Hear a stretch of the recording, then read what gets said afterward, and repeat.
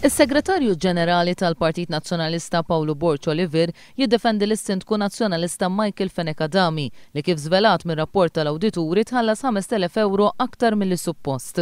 Michael Fenekadami b'mod pubbliku ddikjara li mhux lest li jrot lura dawn il-flus ġala darba d-deputat Franco De Bono baqa' jitħallas ta' assistent parlamentari fl-uffiċċju tal-Prim Ministru. One News bat sensiela ta' mistoqsijiet lil Pawlu Borċ Oliver, Segretarju Ġenerali tal-Partit Nazzjonalista. Imma minnhom ma wieġeb xejn. Tlabni jikkonferma li s-Sindku ta' Birkirkara ħaflu żejta fuq l-onorarja tiegħu. Jekk il-Partit Nazzjonalista tkellimx mas-Sindku ta' Birkirkara dwar dan il-każ, jekk jaqbilx mal-pożizzjoni tas-Sindku li ma jrodx il-flus lura u x'passi ser jittieħdu mill-Partit Nazzjonalista.